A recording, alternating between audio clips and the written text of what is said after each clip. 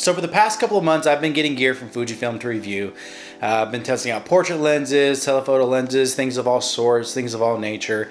Lenses that are big, lenses that are wide, lenses that are fast, lenses that are slow, and lenses that are just sharp as hell. Fujifilm has a great array of sharp lenses, and they've been making it for the longest time. Ever since they started coming out with their linear motor lenses, they've really taken their game up to another level. And through all these lenses and through everything that I've touched and everything that I've played with, there's still one lens that sticks out, and it's the one that I'm recording on right now. And it's a 35 1.4, which to me is still Fujifilm's greatest lens. So I chose to shoot today's video with 35 1.4 just because I decided that I wanted to. I really like this lens. This lens actually is the lens that I was shooting all of my video when I first started off with this channel once I switched to shooting with my X Pro 3. It never had an issue with focusing. It never had an issue with anything. Honestly, it's a quiet ass lens. You can't even hear it focusing right now. It's very quick, very snappy. It works amazing with all of Fujifilm's cameras, and I feel like it gets a bad rap. And the reason why it gets a bad rap is I attribute it to three things. Number one, it has it's not weather resistant because it has a telescoping basically barrel for focusing, and with that it has some noise. And I feel like it's a bad rap because for some reason, and I sincerely mean this, for some reason I don't understand it, people would hear, you hear it all the time, someone saying, oh, there's a lot of chirping, there's a lot of noise from the focusing. And that comes from videography side, but not from a videography side, a professional videographer. That strictly comes, unfortunately, from the side of someone shooting videos, recording with a mic on top of the camera and not recording audio externally. And I feel like because of that, we've turned that into a criteria and a guideline for photo and for professional video, which if you're a professional in either one of those, you understand, number one, you can't hear sound in photo and it doesn't really upset or hurt your client. And number two, especially number two, if you're shooting professional work and you're recording directly into the preamps of your camera and you're not recording external audio, you're not recording your audio right, and no one would even care if your lens made noise. So that's just a couple of things with that.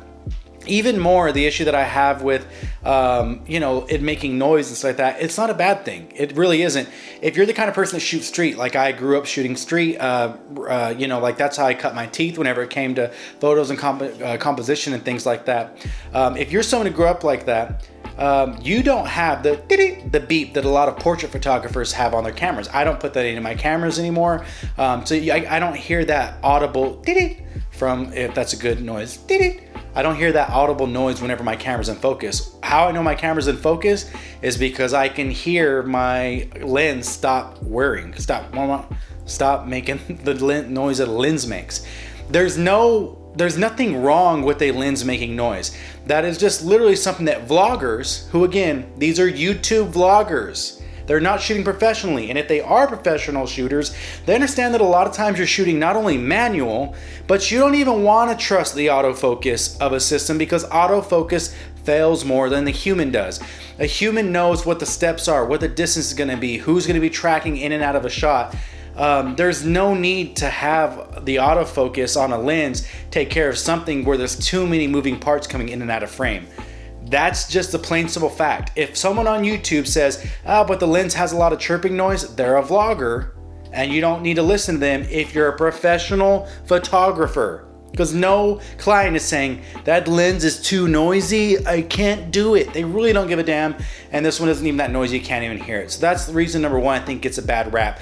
Reason number two is definitely has to be because of the size. I think people see the size of that lens now and they want something bigger because whenever people moved over from DSLR into the mirrorless game, after remember, everyone said two things: APS-C could never be professional and mirrorless could never be professional, that no one would ever move from DSLR. So now that all these weirdos from DSLR are creeping into mirrorless because they're done with their gatekeeping and no one was able to keep track of all the stupid shit they said, now they're walking in and now they want big giant professional cameras with big giant professional glass. Fujifilm was able to create a 35 to 50 millimeter equivalent 1.4 that is half the size of Canon's 50 millimeter 1.8. You may say it's full frame, but just hear me out.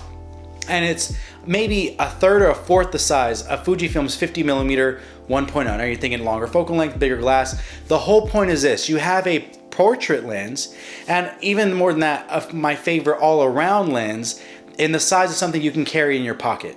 That is a big deal. I made this video whenever I first started this channel on the 35 1.4 being my favorite lens, that there was a chance it could be the only lens I used for a year. But as business came in, whether it's, you know, shooting all these things with 50mm 1.0, 90 f2, 80mm 2.8, using my 16 to 55, using my 18mm, using my 50mm 1.2 from TT Artisans, all these lenses, no matter what's happened, the 35 has always been the one that I've fallen back to, that I always fall in love with again, and that always gets me the same type of shots to where I have consistency across every single thing that I'm doing. Again, it's a great lens, but because it's not as giant, as big as these other lenses, to a lot of people that doesn't seem professional. Now, me, a professional who gets paid to do video, photo of events, people, weddings, moments, etc., etc. Me as someone who is paid to do that, to where a third of my income as of right now, because I don't want to go into it full force, comes from doing these things and scheduling out time. I'm taking trips to 3 hours, 4 hours away, having to fly to Las Vegas. This is literally my job to do these things. This is a camera that I rely on, and I've never had a client ever in my life tell me, oh, that's a small camera, are you sure? Are you sure? Are you sure? They've never questioned anything. Why? Because they've already seen my work, and then when I give them the work afterward, it's never even something that comes up in question. The 35 1.4 is more than enough for the look. Because it's more than enough whenever it comes to actually application and use. So don't worry about the size. Don't be one of those people that think a bigger lens means that I have a better shot at being, no, it doesn't. If your shots are shit, your shots are shit, and you have to start learning that. And the number one reason why I think people don't like the 35 1.4 or don't even think about it as being a great lens from Fujifilm is plain and simple because of lies that are told about it when it comes to the optics.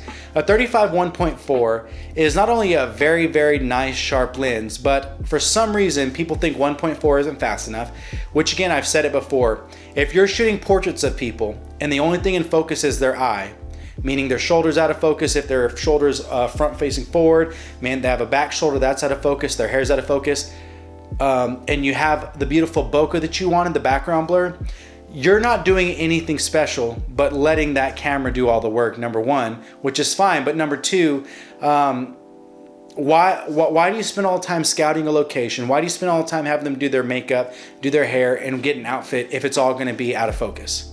That makes no sense.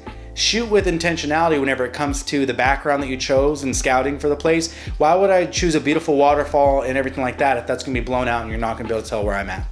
So I'm not a proponent of shooting 1.0, but 1.4 is still very fast, and I shoot anywhere from 1.4 to 1.8, and that's where you get the best image. You're getting more of the face in focus. Again, this is a nice sharp lens. The micro contrast is pretty good. It's not the greatest in the world, but it's pretty good. But even more, this lens is fantastic for portraits. The reason being is because it just reminds me, it has this old rendition of pretty much basically some old Yashica lenses they used to have, some old Olympus lenses, where their center sharpness is great. They have amazing fall off and roll off whenever it comes from areas that are sharp to being blurred out, to being out of focus in that plane. A very, very beautiful roll off. But even more, it's very flattering to the skin because the color that comes out of this lens and the temperature that it puts on, to where kind of similar to where Canon manipulates their sensor to where it's more warm, and so it does very well with the skin. This 35 1.4 pairs perfectly with X-Trans sensors, which sometimes give a little bit different look due to the greens being in it. So it's kind of like a cool chrome is what I explain it as. But does a great job with helping mask already while you're taking the photo some of blemishes, some wrinkles and things like that. It does great when you're putting light to it. It does great with the Tiffin Black Pro Mist filter. It does great with making people look soft and making them glow. It's an amazing portrait lens. I put this lens specifically up against the 90mm f2, the 50mm 1.0, and the 80mm f2.8, and the TT Artisans 50mm 1.2. And even though it didn't have the amazing compression or the amazing 1.4 of the 90 f2 or the amazing 1.0 aperture, the 50mm, which looked a lot better at 1.4 and 1.8, the 50mm looks better stopped down.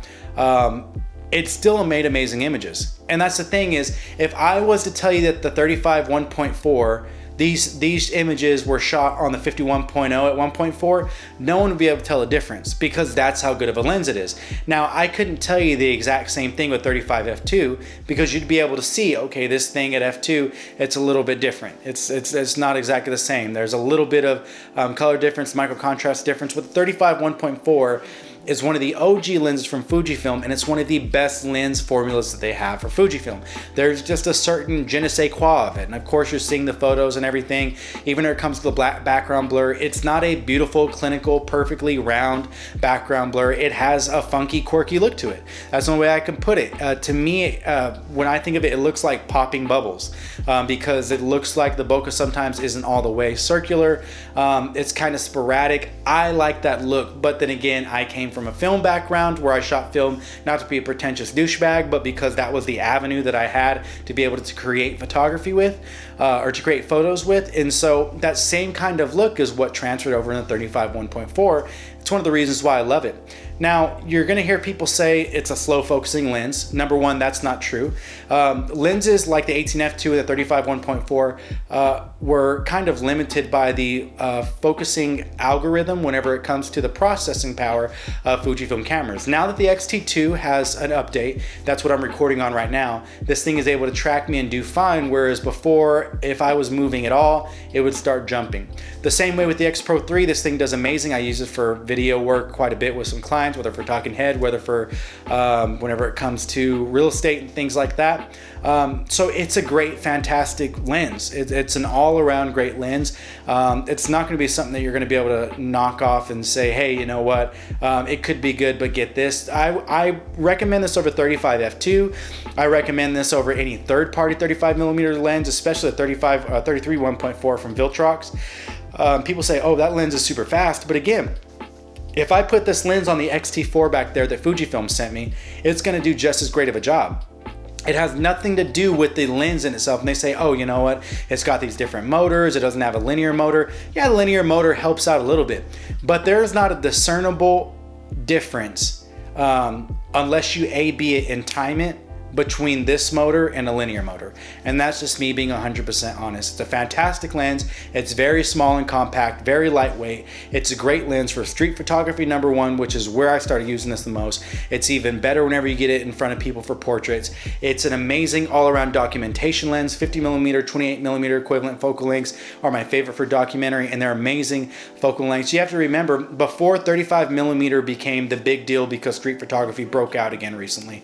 For those of you that don't know, I know there are a lot of people who've been shooting street, but 35mm has been one of the lenses that have been championed by street photographers, usually because, or for in the Fujifilm community, because the X100 series. And you know, whether it be 24mm with Peter McKinnon making that a big deal, whether it be 85mm from, I remember whenever Jared Polin was really championing 85mm and above, not for street photography, but for portraits. Before all those was the 50mm lens. And before anyone has anything to say bad about 50mm, this was the standard for the longest time. You got a film camera and it was 50mm. All of your favorite photographers that you're looking at, the nostalgic photos back in the day shot on film and everything, a lot of them started off with a 50mm focal length, or anywhere between 40 to 50mm. This is a great lens. The build's great. The build's amazing. I've never had an issue with dirt and stuff. Listen, I'm shooting PBR and ABBI events, professional bull riding, American bull riding, or American Bucking Bull Incorporated or industry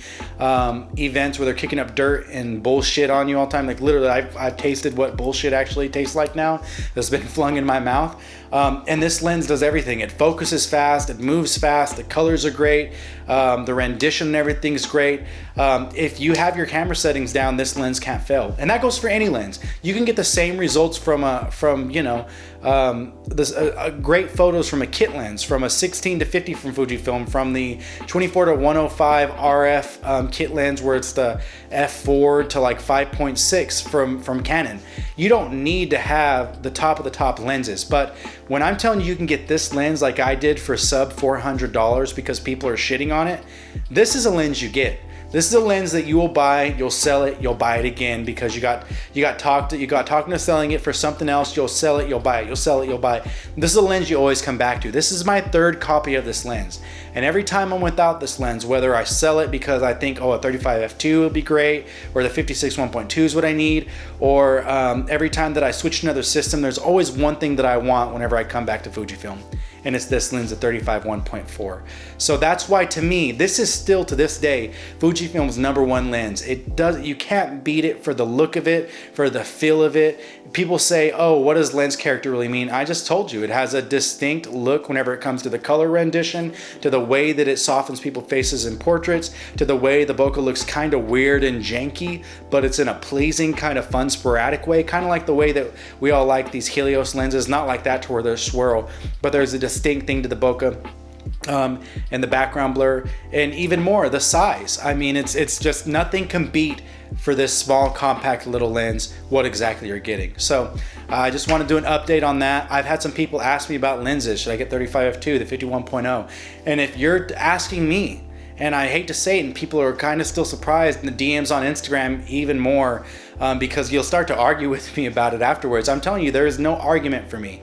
If you could get any lens to pair with any X Pro, any XT, any XE bodies or anything like that, I'm going to tell you immediately off the bat, the first lens you should get is the Fujifilm 35 1.4.